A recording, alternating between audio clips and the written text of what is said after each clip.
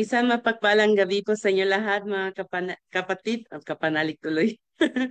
Mga kapatid, welcome po sa ating pong Biblical Spirituality Weekly at especially po sa ating pong parish na mag-host po ngayon, ang Biblical Apostolate ng San Roque de Mandaluyong po. At meron po sila ang ating po syempre si Sister Maureen all the way from Sydney. Even in Australia, we have a member from the San Roque de Manila Parish, Mandaluyong. At salamat po sa inyo at sa pakibahagi ninyo po mamaya po sa ating Biblical Spirituality Weekly. Welcome po sa inyong lahat dito po sa ating Zoom at ganon din po sa ating mga kapatid na nasa Facebook Live. Isang warm welcome dahil po ang init po ngayon dito sa Pilipinas. At welcome din po sa mga kapatid natin na nasa YouTube channel natin. So ngayon, tayo po ay magsisimula ang ating pong Biblical Spirituality Weekly na ibabahagi po sa atin ang Passion of the Lord, no? This coming Sunday is the sixth Sunday of Lent at isang napakahabang gospel. But isang oportunidad para sa atin upang alalahanin ang pagmamahal ni Kristo sa atin. Kaya mga kapatid, tayo po ay magsimula at ang ating pong kapatid na magbabahagi sa atin ng summary of the last week reflection is si Sister Belen Avergonzado from, of course, from San Roque. Sister Belen, good evening po. Muted pa kayo. I-unmute niya po yun.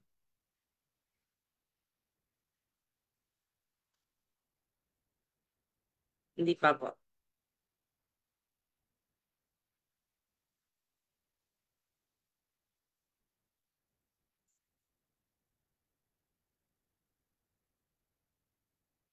Okay. Yan po. Okay. Magandang gabi po sa inyong lahat. Ang exposition po last week ni Father Ado ay tungkol sa babaeng na huling nakikiapit o nangangalunya.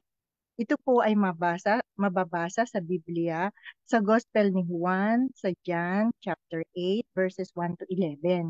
Nagsimula po ang kwento ni John sa pagsasabing matapos magturo si Jesus at umuwi na ang lahat, si Jesus ay pumunta sa Mount Olives. At kinabukasan, maaga pa'y nagbalik si Jesus sa templo. Maraming tao ang lumapit sa kanya, kaya siya po ay nagturo.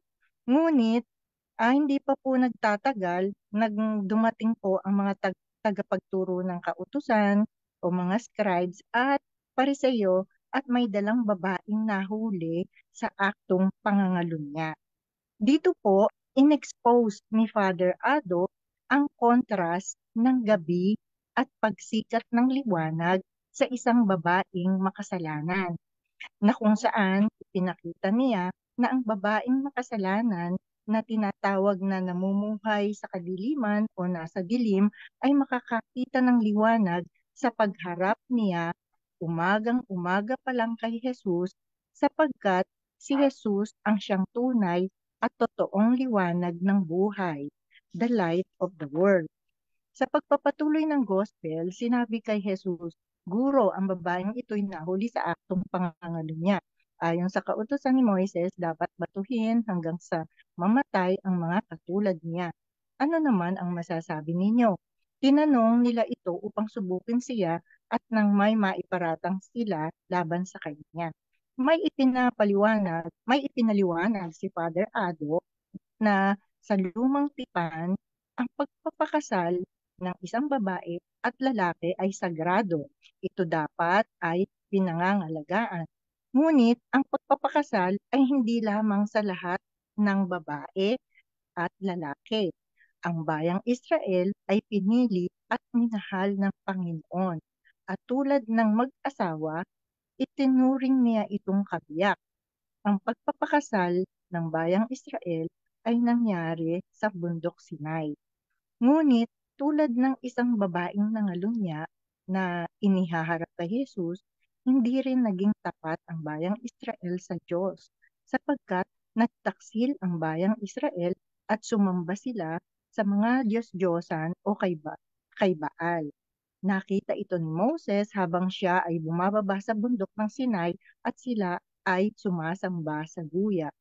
Ngunit sa kabila ng lahat, pinatawad ng Diyos ang bayang Israel, tulad ng pagpapatawad ni Haring Osias sa kanyang pinakasalang prostitute, miski ito'y nagkasala pa muli sa kanya.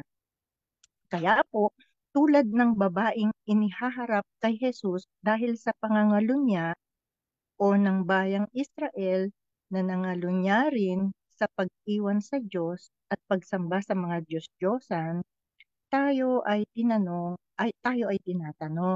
tayo rin kaya ay nangalunya o nagtaksil sa Diyos o mas umibig at nagbigay halaga sa katanyagan, sariling plano, trabaho, pera, kaligayahan sa mga kaibigan, to the point na hindi na raw tayo nakakasimba o nakakapagdasal. Sa pagpapatuloy pa rin po ng gospel natin, pilit nilang kinuha ang opinyon ni Jesus kung nagkasala ang babaeng nahuling nangangalunya.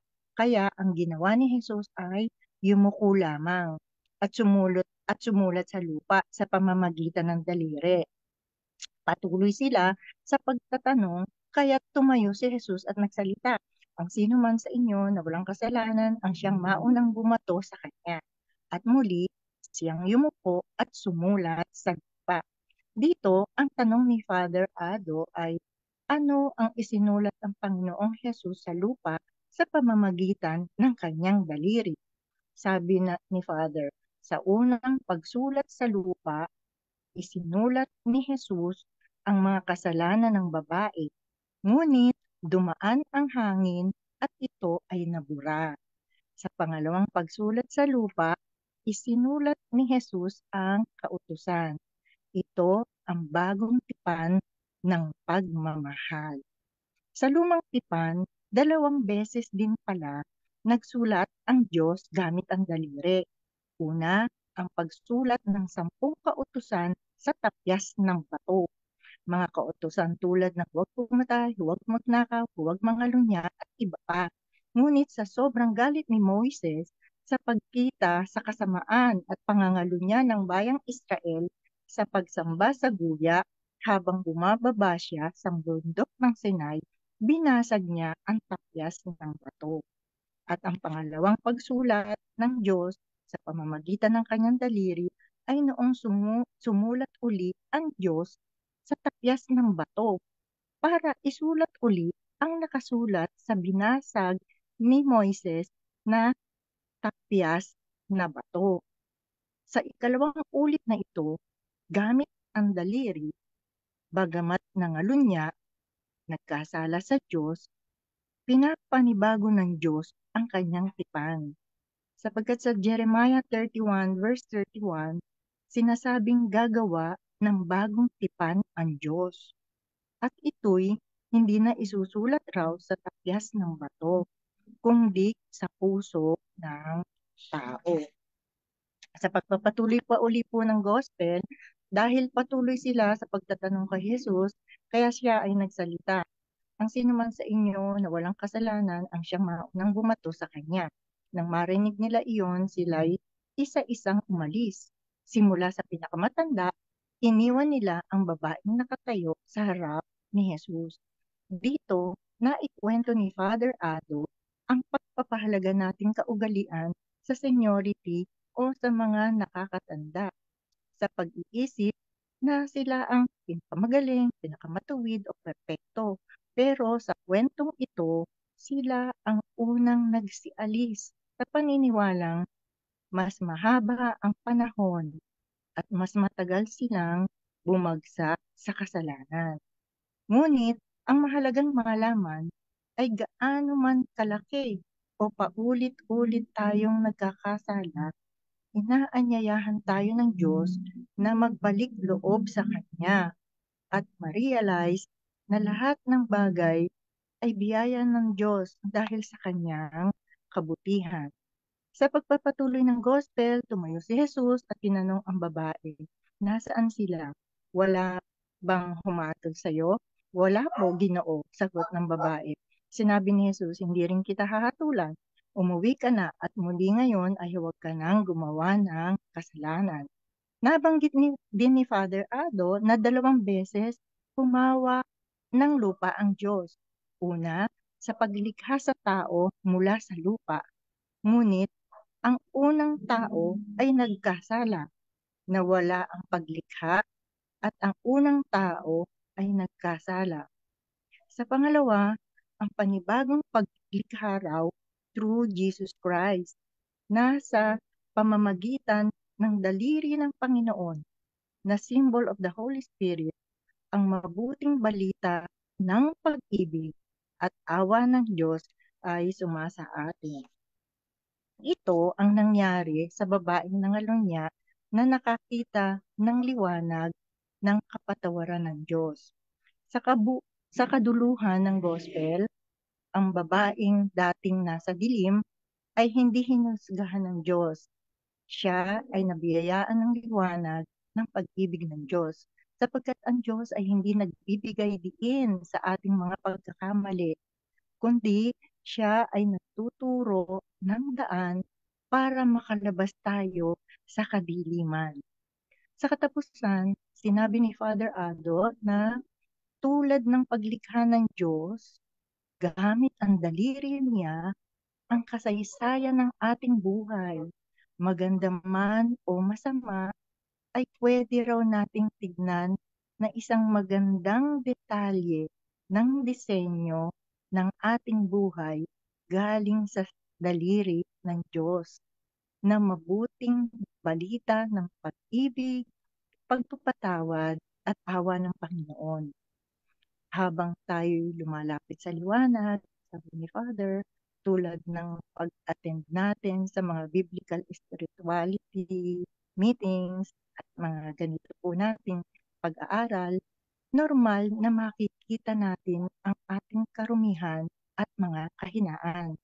Ngunit ang Diyos ay hindi naghahanap ng ating karumihan o naghahanap para tayo husgahan, kundi ang Diyos ang nagbibigay ng pagkakataon tayo ay linisin, sapagkat siya ang liwanag na nauupos at nalulusaw habang ibinibigay ang hininga niya para sa ating kaligtasan. Sa katapusan po, huwag nating kalimutan na si Jesus ang magbibigay raw ng lakas sa atin at ng daan patungo sa bagong buhay. Siya ang liwanag na nagmamahal sa atin. Salamat po. Thank you Thank you very po. much po, Sister Belen. Ngayon, tayo po ay magpapatuloy po sa ating pong opening prayer na ililit po para sa atin ni Sister Maureen Orancia po.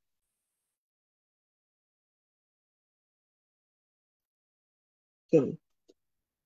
Brothers and sisters, let us put ourselves in the Lord's presence. In the name of the Father, and of the Son, and of the Holy Spirit. Amen. Good evening, Lord.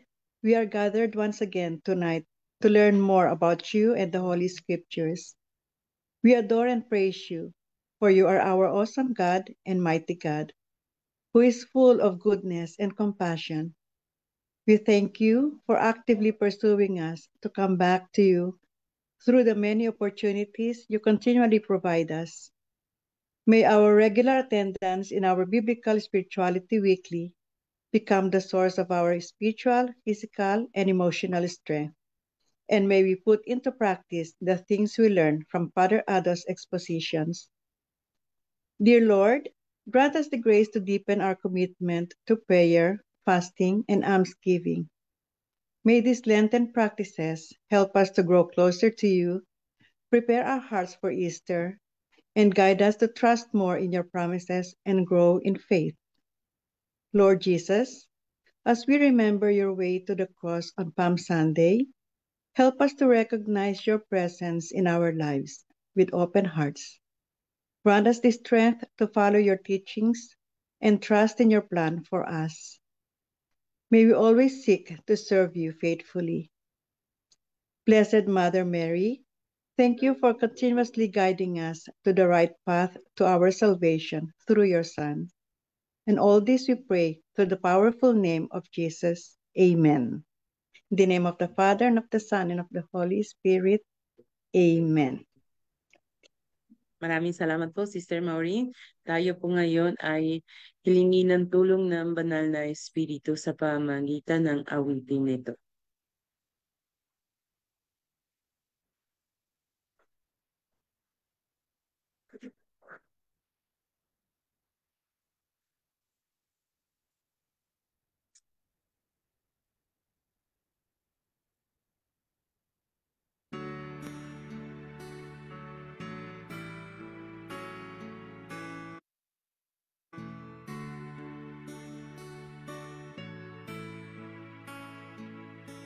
Halina, Espiritu Santo, kinakailangan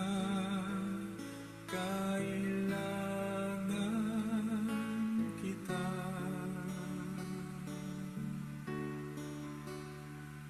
Sigla at lakas na mahina, pag-asa ka namin lahat.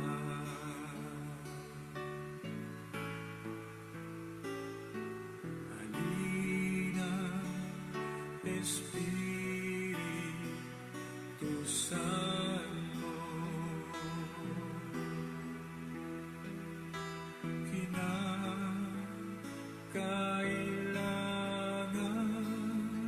kita.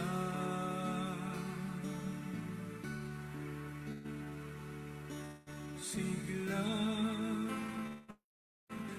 at lakas na mahina,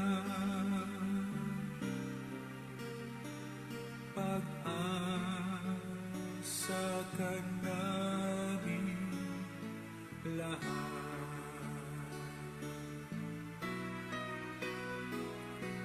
Halina, Espiritu Santo, kinakailangan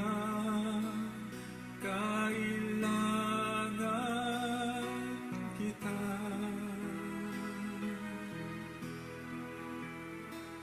Sigla at lakas na mahina, pag-asa ka namin lahat.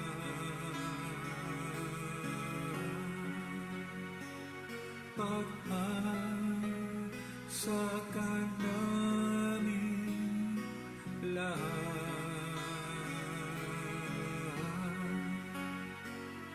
Pag-asa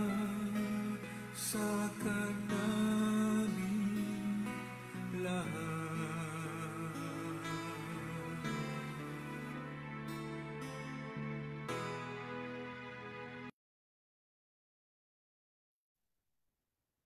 Ngayon, tayo po ay makikinig sa ating ebanghelyo sa darating na linggo. At ang babasahin po para sa atin ay si Sister Irene Guillermo.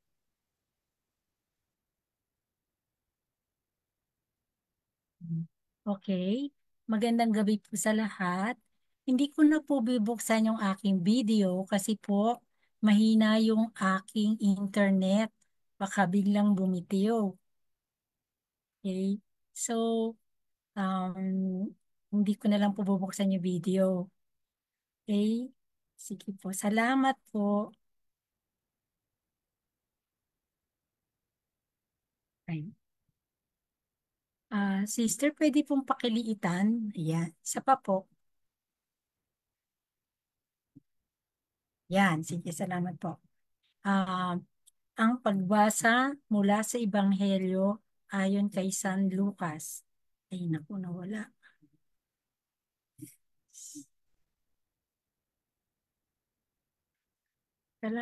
Yun. Pagbasa mula sa Ebanghelyo ayon kay San Lucas. Noong panahong iyon, tumindig ang matatanda ng bayan, ang mga punong saserdote at ang mga eskriba. Dinala nila si Jesus kay Pilato. Sinimulan nilang paratangan siya.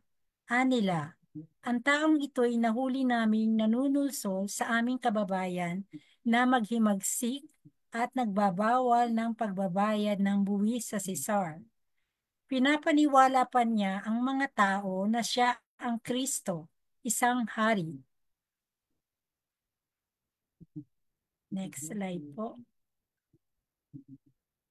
At tinanong siya ni Pilato, "Ikaw ba ang hari ng mga Hudyo?" "Kayo na ang nagsasabi," tugon ni Jesus. Sinabi ni Pilato sa mga punong saserdote at sa mga tao, "Wala akong makitang kasalanan sa taong ito." Ngunit mapilit sila at ang wika, sa pamamagitan ng kanyang mga turoy, inuudyukan niyang maghimagsik ang buong Judea. Nagsimula siya sa Galilea at ngayon narito na. Nang marinig ito ni Pilato, itinanong niya kung taga Galilea si Jesus. At nang malamang siya'y mula sa nasasakupan ni Herodes, kanyang ipinadala siya sa taong ito na noon na may nasa Jerusalem. Tuwang-tuwa ito nang makita si Jesus. Marami ni siyang nabalitaan tungkol dito at matagal na niyang ibig makita. Umaasa siyang gagawa ito ng kababalaghan at ibig niyang makita iyon. Kaya tinanong niya ng tinanong si Jesus, ngunit hindi ito sumagot kaunti man. Naroon ang mga punong saserdote at ang mga eskriba na walang tigil ng kapaparatang kay Jesus. Hinamak siya at tinuya ni Herodes, pati ng kanyang mga kawal. Sinuotan siya ng maringal na damit at ipinabalik kay Pilato. At ng araw ding iyon, naging magkaibigan sina Herodes at Pilato na dati magkagalit. Pinatawag ni Pilato ang mga punong saserdote, ang mga pinuno ng bayan at ang mga tao, at sinabi sa kanila, "Isinakdal ninyo sa akin ang taong ito sa kasalanang panunulsol sa mga tao. Ngayon, sinisiyasat ko siya sa harapan ninyo at napatunayan kong walang katotohanan ang mga paratang ninyo sa kanya. Gayon din si Herodes, kaya si Jesus ay ipinabalik niya sa akin. Hindi siya dapat hatulan ng kamatayan. Wala siyang kasalanan. Kaya't ipinahahagupit ko lamang siya saka palalayain." Tuwing Paskwa, kinakailangang magpalaya si Pilato ng isang bilanggo para sa kanila. Subalit sabay-sabay na sumigaw ang madla, "Patayin ang taong iyan, palayain si Barabas." Nabilanggo si Barabas dahil sa paghihimagsik na nangyari sa lungsod at dahil sa pagpatay. Minsang pang nagsalita sa kanila si Pilato sa pagnanais na mapalaya si Jesus. Ngunit sumigaw ang mga tao, "Ipako sa krus, ipako siya sa krus." Ikatlong ulit na sinabi sa kanila ni Pilato, "Bakit? Anong ginawa niyang masama? Wala akong makitang dahilan upang siya'y ipapatay. Ipahahagupit ko na lamang siya at saka palalayain." Datapwat, lalo nilang ipinagsisigawan na dapat ipako si Jesus sa krus, at sa wakas ay nanaig ang kanilang sigaw.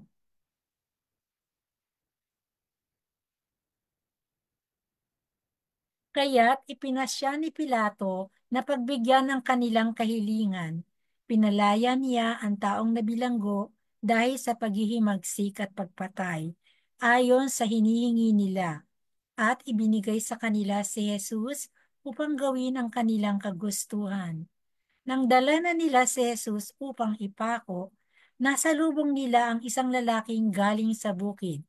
Ito'y si Simon na taga Sirene. Pinigil nila ito at ipinapasan sa kanya ang krus kasunod ni Jesus. Sinusundan si Jesus ng maraming tao, kabilang ang mga babaeng nananaghoy at nananambitan dahil sa kanya.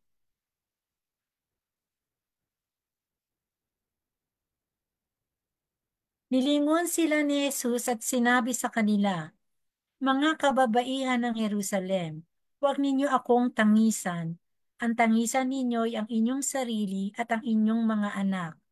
Tandaan ninyo, darating ang mga araw na sasabihin nila, mapalad ang mga baog, ang mga sinapupunang hindi nagdalang tao, at ang mga dibdib na hindi nagpasuso. Sa mga araw na iyo'y sasabihin ng mga tao sa mga bundok, gumuho kayo sa amin, at sa mga burol, tabunan ninyo kami, sapagkat kung ganito ang ginagawa sa kahoy na sariwa, ano naman ang gagawin sa tuyo?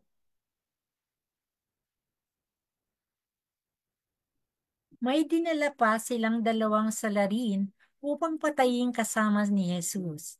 Nang dumating sila sa dakong tinatawag na bungo, pinako nila sa krus si Jesus. Pinako rin ang 2 salarin, isa sa gawing kanan at isa sa gawing kaliwa. Sinabi ni Jesus, "Ama, patawarin mo sila, sapagkat hindi nila nalalaman ang kanilang ginagawa." At nagsapalaran sila upang malaman kung alin sa kanyang kasuotan ang mapupunta sa isa't isa. Ang mga tao'y nakatayo roon at nanonood. Nililibak naman siya ng mga pinuno ng bayan. Anila, iniligtas niya ang iba,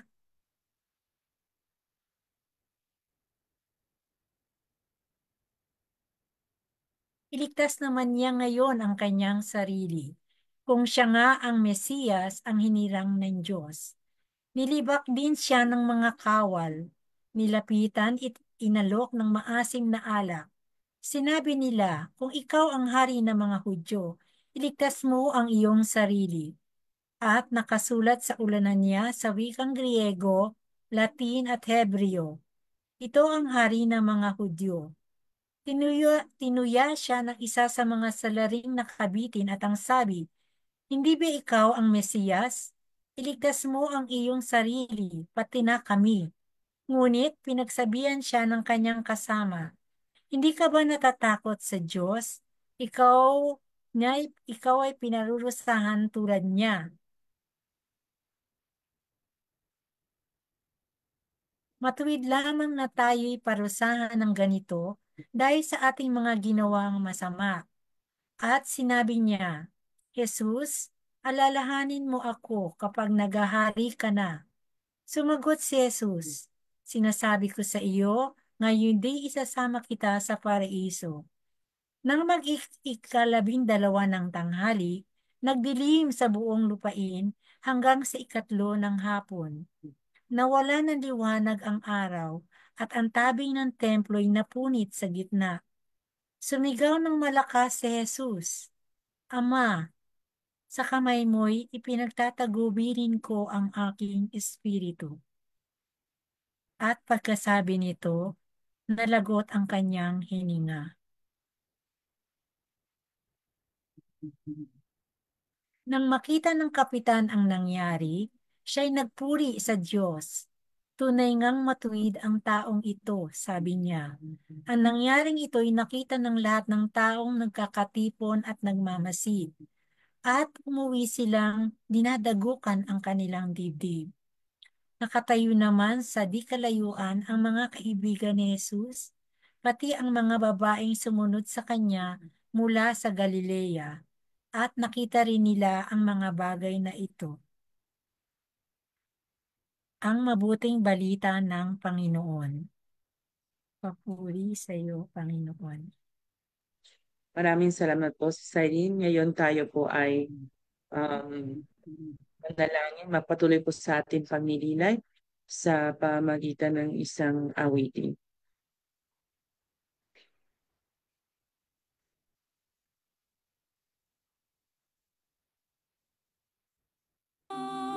Mahalin, kalingain,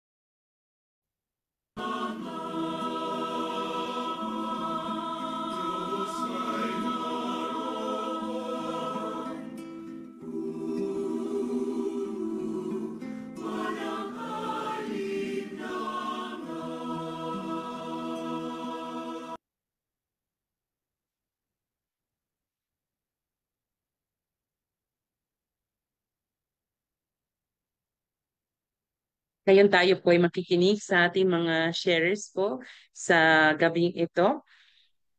Tayo po ay unang po makikinig sa ating pong sister, si Sis Nerea Bagues.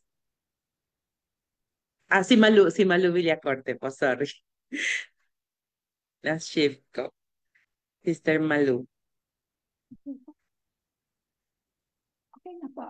Hello po, Sis Malu. Good evening. Po sa lahat. Bagitin ko po muna, yung pong binasa po nating gospel kanina, ay yun po yung short form ng gospel. Luke chapter 23, verse 1 to 49. Ang long form po ay nasa chapter 22, verse 14 hanggang chapter 23, verse 56. Sorry po, nasa long form ng gospel po yung nakapagpukaw sa akin. Hingin ko po sana inyong unawa at hiningi ko rin po inyong 3 minutes na pakikinig. Sabi nga dito, sa verse 19, dinampot din niya ang tinapay. Matapos magpasalamat sa Diyos, ay kanyang pinagati-hati iyon at ibinigay sa kanila. Sabi niya, ito ang aking katawan na inahandog para sa inyo. Gawin ninyo ito bilang pag-alala sa akin. Alam niyo ba, yung salita na yan, ang talagang nakatulong sa akin para ako'y maging matibay at lalo pa magkaroon ng commitment sa Diyos. Sa verse na yan, na kung saan may 4 na sandali na ginawa si Jesus, dinampot o kinuha ang tinapay, nagpasalamat, pinagati-hati at ibinigay. Sa buhay ko, maaga po akong nabiyuda. Maliliit pa yung anak ko. Dumating nga yung panahon na sobrang bigat ng pasanin ko. Ayan yung namatay asawa ko, sumunod yung ama ko. Sunod-sunod po yun. Tapos dinagtagal, sumunod ang ina ko. Sa sunod-sunod na yun, sa pagkamatay na yun, prayer ko sana naman, Lord, stop na po muna kasi nakakatakot din sunod-sunod yun, no? Hindi ko alam ang susunod. Alam niyo ba, wala nga buhay na wala. Kaso, ang namatay naman, yung pagkawala ng aking kabuhayan. Nagsara ang kumpanya. Kailangan ko pa rin kumita dahil may hinahabol akong bayaran doon sa bayad at lupa. Nag-aaral pa mga anak ko. Ramdam ko kulang ang 24 na oras. Salamat sa isang sister na salamat sa isang sister sa simbahan. Ang paalala niya ay, kailangan ko daw na hanap buhay, hindi hanap patay.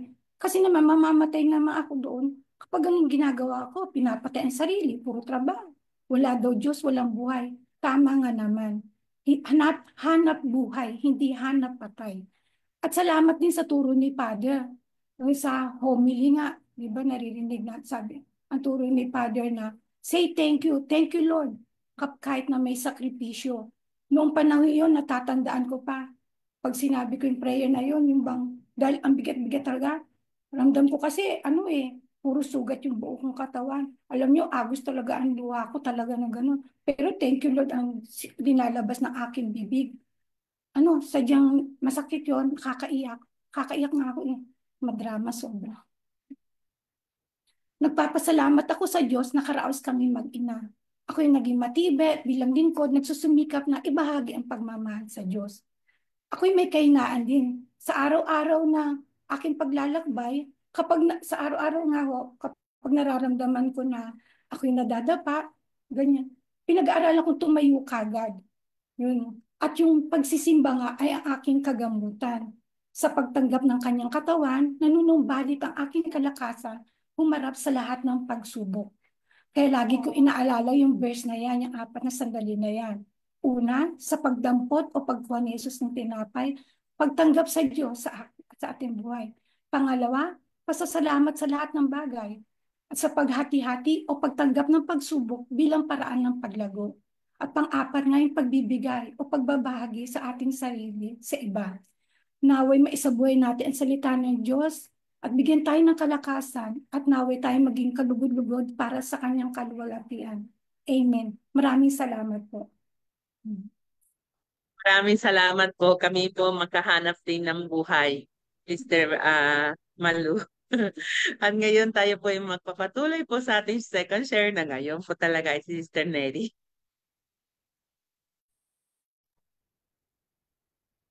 Magandang gabi po sa ating lahat. Ang pamagat po ng aking sharing sa gabing ito ay total surrender. No po. Ang verses na naka-inspire sa akin naman sa ating ebanghelyo sa gabing ito ay mula kay San Lucas. Yung sa long form at saka short form din po ang naging basis ko. Yung sa Lucas chapter 22 verse 42, sabi na, 'di ba nung nagdadasal si Jesus sa Garden of Gethsemane, nakita niya yung mangyayari sa kanya, kaya napadasal siya na, Ama, kung loloobin mo, ilayo mo sa akin ang kopang ito, ngunit huwag ang kalooban ko ang masunod, kundi ang kalooban mo. Tapos naman po, yung pangalawa kong naka-inspire sa akin, yung sa Luke 23 verse 46, sabi niya, di ba nung mamamatay na siya, sabi niya, Ama, sa mga kamay mo'y pinagkakatiwala ko ang aking espiritu. Kung minsan, kapag ang dami-dami na nating problema, parang sabi natin, Lord, ayoko na ito, pwede ba alisin mo na? Hindi ko na kaya, kailangan kita. Pero at the end of the day, sasabihin natin, sige Lord, kung ano yung gusto mo, sige, okay lang, basta gabayan mo ko. Tapos sabi ko nga, when we feel powerless or afraid, we can remember that Jesus invites us to be with Him in His sufferings, giving us the strength to face our own challenges. Kasi kung tayo lang yun, hindi natin makakaya, kailangan natin si Jesus talaga. Tapos di ho ba siya ay namak, nabitin, pinahirapan siya, kinurunohang tinik, tapos siya ay pinako sa krus. Pero siya po ay naging faithful pa din sa God's plan. Okay pa rin siya. Sabi niya, sige Lord, kaya ko to. Ito ang plano mo, kaya kailangan gawin ko, sabi niya. Sabi natin, let us hold on to the hope of eternal life that Jesus provides through His death and resurrection. This hope is a source of strength for us as we face our own challenges and fears in life every day. We should remember the power of Jesus' love to guide and change our lives. So kung anumang problema ang meron tayo, bahala na si Lord sa atin.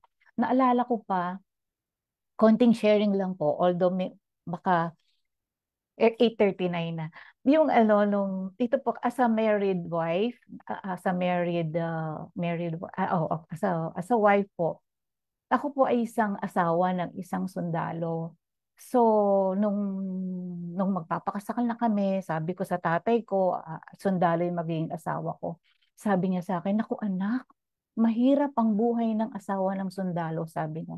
Wala naman siyang magagawa kasi nakakommit na ako. Ngayon, nung talaga palang napakahirap ng buhay ng sundalo, parang kung minsan parang gusto ko nang bumigay, ang daming pagsubok sa kanyang karir, na-postpone yung kanyang promotion kasi ang dami niyang sinalihang kudeta. At this point, nung mga point na yon, nung mga panahong yon, alam niyo ba na kasi nga may kaso siya. So lahat ng mga taong mga kaibigan namin, yung mga close sa amin, ayaw lumapit sa amin. Yung parang iniiwasan kami kasi baka masangkot din sila. So sabi ko, Lord, ito ba yun? Ito nga ba yung sinasabi ng tatang ko na napakahirap? Pero sabi ko, Lord, sige, okay lang. Tatanggapin ko. Ito yung binigay mo sa akin. Thy will be done, sabi ko. And into your hands, I commend everything. I commend my spirit. Bahala ka na, Lord. End of sharing. Thank you po. Maraming salamat po, Sis Neri. So ngayon, magpapatuloy po tayo sa ating pong exposition with Father Adam. Good evening po, Father Adam. Maraming salamat, mga Bible Apostles natin sa San Roque Parish, no, sa walang kapaguran, no, na paglilingkod sa salita ng Diyos. At narito na naman tayo mga kapatid, no, sa isang gabi na pagpapahinga, kapiling si Jesus sa pamamagitan ng kanyang salita. No? Medyo mahaba po yung ating ebanghelyo sapagkat kapag linggo ng palaspas ay binabasa talaga yung buong passion, no? Narrative. No? At pinili na nga natin yung short form, no? Pero ganun pa rin ay mahaba pa rin. Ngunit ang bibigyan natin ng diin ngayon ay yung iba't ibang uri ng katauhan, no? Yung mga characters dito sa ebanghelyong ito. Dahil dito natin makikita kung paano ba ang tao pumapasok sa mga mahal na araw? Kasi mahalaga ito, no? Yung mahal na araw ay pinakamahalagang araw o pinakamahalagang linggo sa ating pananampalataya. At sa pamamagitan ng iba't ibang katauhan, dito sa ebanghelyo na ating pinagninilayan, makikita natin kung gaano ba kalalim yung pagtanggap ng tao, pagpasok ng tao sa mga pagdiriwang na ito. Unang-una ay si Pilato. Hindi na natin babasahin yung mga verse. Si Pilato ay isang tao na alam niya na walang kasalanan si Jesus. Tinatangka niya ngang wag ipapako si Jesus sa krus. Kaya nga sinabi niya na pag araw ng Pasko ay may papalayaing bilanggo, ngunit pinili ng mga tao si Barabas. Ngunit may isang kahinaan si Pilato. Hindi niya na naipagtanggol si Jesucristo sapagkat ang ipinagtanggol niya ay yung sarili niyang interes. Kapag binasa nga natin sa ibang ehelyo, sa Synoptic Gospels, binantaan siya ng mga pinunong Hudyo. Sinabi nila kapag hindi mo kinundena ang taong ito, ang ibig sabihin ay hindi ka kaibigan ng Cesar, no? Hindi ka kaibigan ng Cesar. Kaya nga, no, makikita natin dito si Pilato na mas inuna yung kanyang interest, no? Ibig sabihin mas mahalaga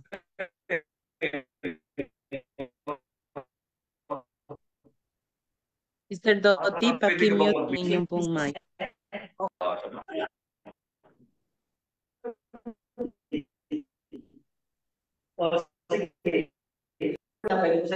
Sige, teka lang. Yan.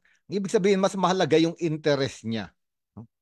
Kaya nga makikita natin na sa darating na mga mahal na araw, may mga tao rin na totoo alam nilang mahalaga itong mga pagdiriwang na ito, ngunit kadalasan ay tinatalo o kinakain ng pansariling interes. Kaya nga si Pilato, pwede natin sabihin mas malakas yung sarili niyang layunin kaysa sa pananampalataya sa Panginoon. Ang ikalawang katauhan sa ebanghelyong ito ay si Herodes. Dahil si Herodes ay ang hari o tetrarka ng Galilea, nung malaman ni Pilato na si Jesus ay taga Galilea, pinadala niya si Jesus kay Herodes. Si Herodes, matagal niya nang gustong makita si Jesucristo dahil nababalitaan niya ngang gumagawa ng maraming himala. Kaya nga, nung nasa harapan na niya si Jesus, ayun lang ang gusto niya. Makapanood o pwede natin sabihin ma-entertain, paligayahin ni Jesus. Parang gusto niya pang gawing payaso si Jesus. Ngunit nung hindi naman naibigay ni Jesus yung gusto niya, katulong ng mga sundalo, si Herodes ay pinahirapan at inulsulto si Jesus. At ito rin yung isang panganib ng pagpasok sa mga mahal na araw. Para bang naghihintay lang ng palabas ang mga tao. Baka may mas magandang bagong gagawin ng simbahan, may mga bagong sinakulo, may mga bagong awit. Ang panganib, katulad ni Herodes, baka hindi naman maibigay yung gusto mo. Hindi ka naman ma-entertain.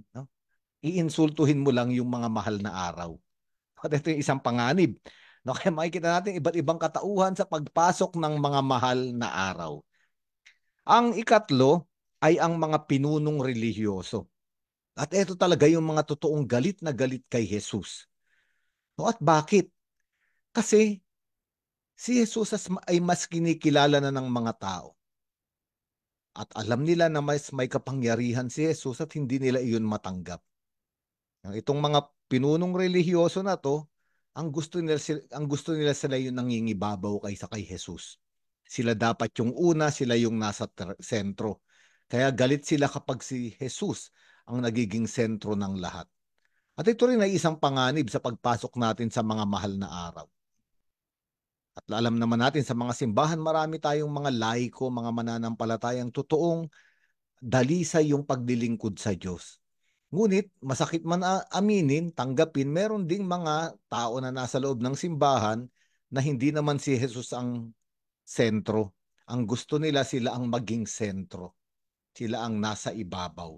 Kaya nga hindi matanggap nitong mga pinunong relihiyoso na sila ay nagiging mababa, pangalawa, pangatlo lamang sa mata ng mga tao at si Jesus yung nasa una. At ito yung mga tao na pumapasok sa mga mahal na araw na walang kababaang loob.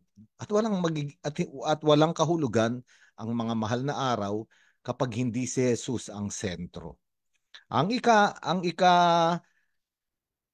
susunod ang ikaapat, no, na uri ng tao ay yung crowd, no? Ito yung madlang tao, no? At ito namang mga madlang tao nakakaligaya o nakakatawa yung kanilang papel dito sa pagdurusa ni Hesukristo. Kasi nung pumasok si Hesukristo sa Jerusalem, ito yung mga madlang tao, yung kulumpo ng mga tao na nagsama-sama, at nung may sumigaw na Hosana, no, sa anak ni David, nakisigaw din sila. Ibig sabihin, natangay ng emosyon, ng agos ng damdamin ng masa. Ngayon naman, natangay naman sila nung pagsigaw na ipako sa krus, ipako sa krus, no?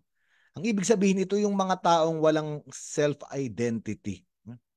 O walang paninindigan sa sarili, kung ano yung uso, kung ano yung takbo ng hangin, o kung ano yung agos ng mundo, doon sila sasama.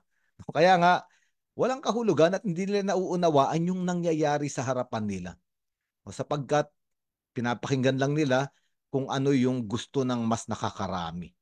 Ang ibig sabihin, minsan kahit mali na at masama na yung gustong nakakarami, doon pa rin, no? At ito nga, minsan nakakalungkot isipin, di ba?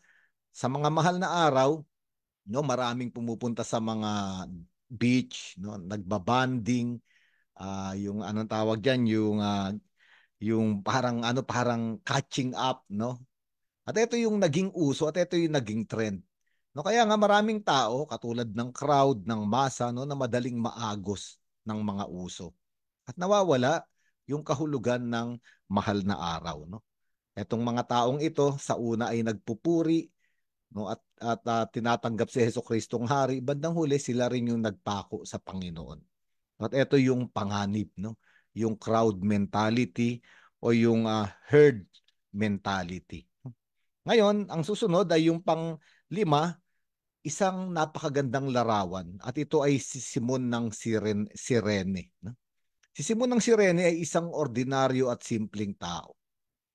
Ngunit nung dumaan siya doon sa tagpong iyon at nagpapasan si Jesucristo ng krus, no, siya ay pinwersa ng mga sundalo na tulungan si Jesus na magpasan ng krus. Napakagandang larawan nito. Isang tao na itinakda ng Diyos na makibahagi sa pagdurusa ng Panginoon. At ang katauhan ni Simon ng Sirene ay panawagan sa ating lahat. Kung katulad ni Simon ng Sirene, ang mga mahal na araw ay maging mga araw ng pakikiisa natin sa pagdurusa ng Panginoon, magiging malalim ang kahulugan ng mga mahal na araw. Ang pang-anim ay ang mga babae ng Jerusalem. Ito ng mga babae ng Jerusalem, ang sabi ng mga nagbigay ng interpretasyon, medyo madrama sila. Bakit ba sila madrama? Kasi mga nanay sila. At itong mga nanay, kapag may nakikitang taong nagdurusa, ang unang-unang nilang naaalala ay ang kanilang anak. Kaya nga, bagamat hindi nila naiintindihan bakit nagdurusa at nagpapasan ng krus si Jesucristo, na antig yung kanilang damdamin. Ngunit sinabi sa kanila ni Jesucristo, huwag kayong malungkot at lumuha para sa akin. Mas lumungkot at lumuha kayo para sa inyong mga anak. At anong ibig sabihin ni Jesucristo roon? Ang ibig sabihin ni Jesucristo roon, kung ang bayan ng Jerusalem at kayong mga babae ng Jerusalem ay hindi maniniwalang ako ang Mesiyas, no, kapahamakan ang aabot sa lahat, kahit sa inyong mga anak. Kaya nga, pwede nating makita ang mga mahal na araw na isang drama, no, na naaantig yung ating damdamin at emosyon para kay Jesus. Ngunit kulang iyon. No, kaya sinabi ni Jesucristo, kulang yung emosyon. Ang pananampalataya ay hindi emosyon. Because emotion comes and goes. Nawawala ang damdamin ng emosyon. Pero ang pananampalataya ay nandyan palagi. Kaya parang sinasabi ni Jesucristo, sa mga mahal na araw, huwag tayong masyadong bumasi sa emosyon. Totoo, mahalaga yung emosyon, yung damdamin. Pero hugutin natin yung pananampalataya. At ito yung sinasabi ni Jesucristo sa mga babae ng Jerusalem. Ang ikapitong katauhan na maari nating pagnilayan ay ang mga sundalo. Ang mga sundalo ay bayaran at sunod-sunuran. No? Kung sino makapangyarihan, naroon sila. Kaya nga nakakalungkot isipin, no, minsan kahit sa simbahan, ito yung nagiging dahilan ng pagkakabahabahagi o pagkakahati-hati. No? Kung sino yung mas makapangyarihan, doon ako. Halimbawa, maraming karanasan, no? Yung parish priest, malapit ako. Nung nagpalit ng parish priest, hindi na ako malapit. No? May iba nang mas makapangyarihan. Ito yung mga sundalo. No? Ito yung mga nagpahirap kay Hesukristo. Ito yung naghubad kay Hesukristo at ng insulto. No? At inaanyayahan tayo na hindi sundan ang kapangyarihan ayon sa kapangyarihan ng mundo, kasimbahan man o sa lipunan. Sapagkat ang totoong kapangyarihan ay kapangyarihan ng pag-ibig. At ito nga yung dahilan kung bakit pumapasok si Hesukristo sa kanyang pagdurusa, sa kanyang pagkakapako sa krus at sa kanyang pagkamatay. Isa pang napakagandang katauhan sa ebanghelyong ito ay yung magnanakaw. Ang tawag nga ay yung mabuting magnanakaw. No, noong iniinsulto at inaalimura na si Hesukristo ng mga tao, kahit yung kapwa niya magnanakaw, nakita niya na walang kasalanan si Hesukristo at nakita niya yung kanyang kasalanan. Kaya sinabi niya, no, hindi ka ba nahihiya sa sarili mo? Tayo ay nagdurusa dahil nagkasala tayo. Itong taong ito ay walang kasalanan. At ayun yung susi ng kaligtasan ng taong ito. Nakita niya na siya ay makasalanan at siya ay namanhik o nanalangin sa Panginoon. Panginoon, isama mo ako pagdating mo sa iyong kaharian. At hindi lang kaharian ang ipinangako ng Panginoon. Ngayon din ay dadalhin kita sa paraiso. Ang paraiso, alam natin ito yung hardin na nilikha ng Diyos sa mga taong walang kasalanan. Parang ibig sabihin, dahil kinilala mo yung kasalanan mo, ikaw ngayon ay nakakaranas ng kapahingahan sa paraiso. At ngayong mga mahal na araw na darating, mahalaga ito. Hindi dahil masokista tayo o masyado tayong scrupulous na tinatawag na palaging gusto nating hanapin yung mga kasalanan natin. Hindi iyon. No? Ang totoong dahilan kung bakit kailangan natin makita ang kasalanan natin ay kababaan ng loob. At sa ganung kalagayan natin, tayo ay mamanhikan sa Diyos katulad nitong magnanakaw na dalhin mo ako sa iyong kaharian. Gawin mo akong marapat na pumasok sa iyong kaharian. Ang isa pang katauhan, napakaraming katauhan dito, na napakaganda ring ang inilalarawan ay yung kapitan ng mga sundalo, ang senturyon. Yung mga ibang sundalo, sumusunod lang. Kay Pilato, sumusunod lang kay Herodes, kaya pinahirapan nila si Jesus. Ngunit itong kapitan na ito, no, ang sabi nga ng mga nagbigay ng interpretasyon, hindi siya kasama ron sa nagpahirap kay Jesus. Ngunit nung nakapako na si Hesukristo sa krus, totoong nakita niya, hindi lang nakita ng kanyang mga mata, kundi nakita ng kanyang puso. No, na ang ipinako sa krus ay isang matuwid. No? Isang matuwid. At doon ay kinilala niya ang Panginoon. No? Sabi niya, certainly this man was innocent. Totoo, ang taong ito ay walang sala. No? At sabi nga sa tradisyon ng simbahan, itong senturyon na ito ay naging Kristiyano at naging martir. No? At maaari nating sabihin na maaring hindi siya Hudyo, maaring malayo siya sa Diyos at wala siyang pagkakataon na makilala ang Diyos. At itong panahon ng mga mahal na araw ay para rin sa mga taong malayo sa Diyos. No? Yung mga inaakala nating wala nang pag-asang makilala si Jesus. Ngayong mga panahon na ito, panahon para sila ay anyayahan. Katulad ditong kapitan o yung senturyon ng mga kawal, nakita niya itong kadakilaan ng ating Panginoon. At huling-huli, na dapat nating pagnilayan na isang katauhan na gumanap sa tagpong ito ng ating ebanghelyo ay ang ating Panginoong Hesus mismo. At dito sa ebanghelyong ito ay nakasulat yung dalawang huling salita. Diba? Meron tayong 7 huling wika at dito nang galing 2 huling salita. Ang unang sinabi ni Hesukristo, Ama, patawarin mo sila, hindi nila alam ang kanilang ginagawa. No? Father, forgive them, they know not what they do. At malalim itong sinabi ng ating Panginoon. Sapagkat ang unang kasalanan ng tao ay dahil gustong magkaroon ng kaalaman ng tao. Kaya nga, di ba, ang diablo ay ginamit yung puno sa gitna ng hardin, yung the tree of the knowledge of good and evil, no?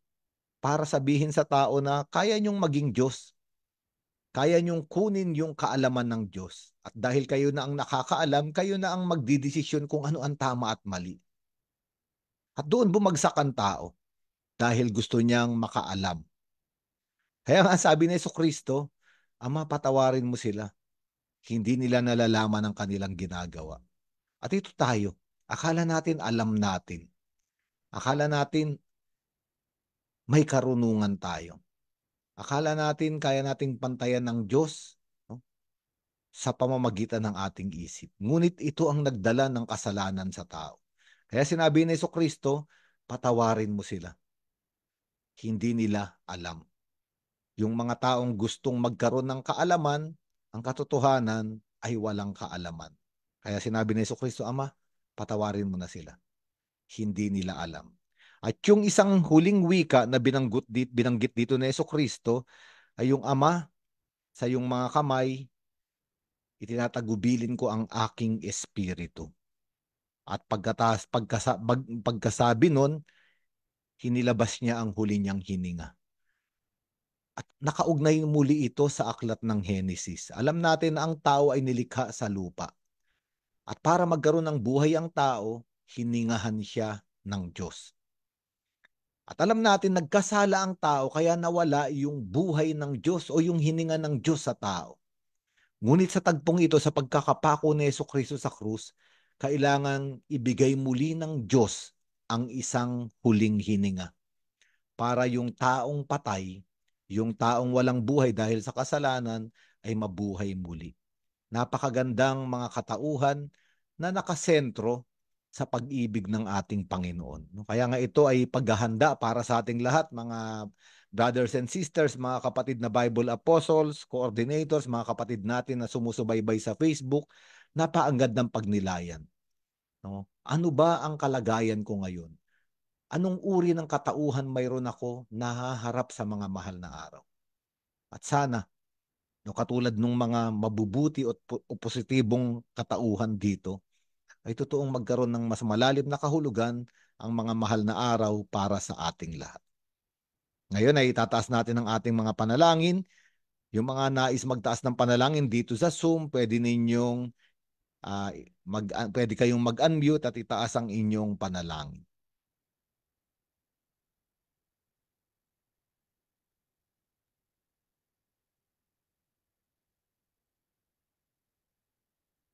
Panginoon, sa aming pong paghahanda sa mahal na araw, ay maging katulad po kami ng senturyon na makita namin na ikaw ang tunay na Diyos, na ang pag-ibig mo ay walang hanggan. Ito po ay sukdulan, pinakamataas sa pag-ibig at walang kapantay. Maging karapat-dapat nawa kami sa pagmamahal mong ito sa amin at kami po ay magmahal din kahit sandali, kahit sa maliliit na bagay sa aming kapwa upang ikaw ay makita nila sa aming buhay. Manalangin tayo sa Panginoon. Panginoon, dinggin mo ang aming panalangin.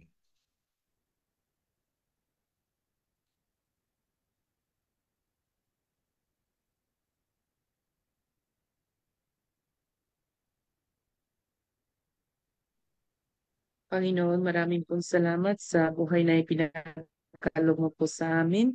Nawa po ang inyong pagmamahal ay maging bukal ng aming po mga gawain sa mahal na araw na darating. Ang panalangin namin ito, hindi lamang para sa amin, kundi po sa buong pamilya namin, lalo-lalo na mga kapatid namin na walang pananampalataya o lumayo sa inang simbahan.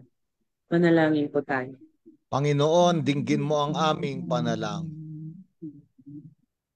Panginoon, itinataas po namin sa iyo ang mga lumayo sa kanilang pananampalataya, lalo na po ang mga mahal namin sa buhay. Please bring them back to your fold and to their faith. Manalangin tayo sa Panginoon. Panginoon, dinggin mo ang aming panalangin. Panginoon, sa lahat po ng may sakit, sana po ay lalo na po yung mga humihiling ng aming panalangin na may sakit, tulungan niyo po sila na matanggap nila na ang inyong pagmamahal at sila po sana ay magkaroon ng healing physically and spiritually. Panalangin natin sa Panginoon. Panginoon, dinggin mo ang aming panalangin. Tanggapin mo, Ama, ang mga panalangin na ito sa panalangin itinuro ng iyong anak sa amin. Ama namin, sumasalangit ka, sambahin ang ngalan mo, mapasa amin ang kaharian mo, sundin ang loob mo dito sa lupa para ng sa langit. Bigyan mo kami ngayon ng aming kakanin sa araw-araw, patawarin mo kami sa aming mga sala, para ng pagpapatawad namin sa nagkakasala sa amin. Huwag mo kami ipahintulot sa tukso at adya mo kami sa lahat ng masama. Dadako na tayo sa announcement. Yes po, si Teres ready po, Father. Yes po, magandang gabi po sa ating lahat, sa mga nanonood po sa ating Facebook Live, at sa mga kasama rin po natin dito sa ating Zoom. So, nais ko pong una po magpasalamat po sa mga nakasama po namin sa entry program, unang entry program po natin sa taon pong ito, mula po sa, na ginanap po sa San Pablo Apostol Parish. Salamat po sa mga namuno, kina Brother Larry, kina Father Rocky din po. So, ayun. Ngayon po, para po sa ating gawain sa buwan po ng Abril. Ayan. Share ko lang po ang aking screen. Ito po ay ngayong darating na Sabado sa San Lazaro Chapel, ito sa Reyes Medical Hospital. Meron po tayong mga guidelines po para po sa mga nagtatanong po sa akin, nagme-message po, sabi po nila na saan daw po sa section ng hospital po tayo magpupunta. Kinakailangan po namin malaman po muna kung ilan po yung mga dadalo at makikisama po sa ating gawain. At ito po, meron po kaming ipapamigay po na ating gabay sa kung paano po natin gagawin yung mission po natin sa mga hospital po na ito. So magsisimula po tayo ng registration ng 7 a.m. sa San Lazaro Chapel. Then susundan po ng banal na misa at around 9 a.m. po, paghahati-hatian na po natin yung mga magkakagrupo po na gagawin po yung mission. So, ayun po, meron po tayong 9:30 hanggang 11 a.m. po ng umaga hanggang na gawin po iyon. At, ayun po, matatapos na rin po tayo by sharing experiences and also para na rin po sa lunch. Kaya, ayun po, muli po nakikiusap po kami para po sa mga coordinator ng iba't ibang mga parokya, kung pwede pong paki-confirm po kung ilan po yung dadalo po mula po sa inyong parokya. At iniimbitahan din po namin ang mga nanonood ang hindi pa po miyembro ng kahit anong organization o miyembro po ng any parishes po ng sa Archdiocese of Manila. Message niyo po yung Facebook page po namin o message niyo po ako para po ma-confirm po namin kung ilan po yung mga makakasama po namin sa mission. So, ayun lang po, Father. Baka meron pa pong sasabihin pa si Father Ado. Ayan po, no, ang mandato o ang sinabi sa atin ni Cardinal, ang Bible Apostolate ay apostol, ibig sabihin isinugo, no? Isinugo tayo, dala ang salita ng Diyos. At ngayon ay sinisimula natin magmisyon, no? Nung nakaraan sa mga matatanda sa hospisyo, ngayon sa ospital, no? At ito ay isang mahalagang bagay na dapat natin gawin kasi ito yung isang sukatan sa araw ng paghuhukom, no? Nagkasakit ako, dinalaw mo ba ako? Madaling dalawin yung mga may sakit na kakilala natin, may utang na loob tayo. Pero ang sabi ni Jesucristo rin sa Ebanghelyo ni San Mateo, mga may sakit na pinakamaliliit. Yung walang dumadalaw o yung walang naririnig na salita ng Diyos. No? At mahalaga iyon, no? Baka ito yung magpapasok sa atin sa pintuan ng langit, no? Panginoon, April 6, April 12 to 2025, pumunta ako sa San Lazaro. Ay, oo nga. O sige, pumasok ka na. No? At mahalaga yun. Hindi ko naman sinasabi na hindi tayo dumadalaw sa mga may sakit. No? Pero dahil nga ang sinabi ron, yung mga may sakit pero yung pinakamaliliit. Yung naghihintay ng konsolasyon ng mabuting balita. Huwag tayong matakot. Ako matagal akong naging chaplain sa ospital. Napuntahan ko na yung mga pinakamalulubhang sakit. Pero hindi ako nagkasakit dahil Diyos ang kasama natin. Okay? Ngayon, meron din na mga precautions at protocol, no? Kaya magdadala tayo ng ano yan, ng face mask, no? Si Sister Laces bibili rin ng PPE, no? Ilang PPE, yung mga gustong maranasan yung pumunta roon sa may mga malulubhang sakit, no? Pero kung hindi naman tayo pipilitin, no? Sa San Lazaro lang naman yung may mga malulubha, sa Jose Reyes Memorial Hospital yung mga normal na ward, no? Napakaganda kung mararanasan ninyo, gusto niya nang ulit-ulitin ito kasi ito yung mga araw na hindi natin makakalimutan, no? Na nagdala tayo ng salita ng Diyos, pinakilala natin yung Panginoon sa mga tao, no? Kaya sana magkita-kita tayo ron. Higit sa lahat, ito rin yung panahon na makakakuha tayo ng plenary indulgence. Kasi yung San Lazaro Chapel ay Jubilee Church. No, kaya sana kung makakapagkumpisal kayo sa mga araw na ito para nasa biyaya tayo ng Diyos at makakuha tayo ng plenary indulgence doon, no? Pwede nating kunin yung plenary indulgence para sa sarili natin o kaya naman sa isang mahal natin sa buhay na pumanaw na. Mahalaga yun, no? Gagawin natin. Kaya magkikita-kita tayo ron, no? At yung mga iba pang mga dapat natin gawin ay i-announce po natin. Marami tayong gagawin sa buong taon. Ngayon, next Tuesday, meron tayong Biblical Spirituality Weekly pero hindi sa Zoom, no? Sa YouTube at sa Facebook Live, no? Dahil doon ay pagninilayan natin yung mga mahal na araw. Ano ba ang kahulugan nito? Lalo na sa mga kabataan. Kaya makikita nyo po, buksan ninyo yung inyong YouTube, yung ating YouTube page at yung ating Facebook page at makikita natin yung Biblical Spirituality natin weekly next week sa Holy Week. Sister, may ano pa ba dapat tayong i-announce? Wala naman po, Father. Diyos, maraming salamat po sa parish ng San Roque. Salamat, San Roque. Viva San Roque. Okay, kung wala na, gagawad na natin yung pagbabasbas para sa ating lahat. Sumainyo ang Panginoon. At pagpalain kayong lahat, gayon din ang inyong mga pinakamamahal sa buhay ng ating makapangyarihang Diyos, Ama at Anak at Espiritu Santo.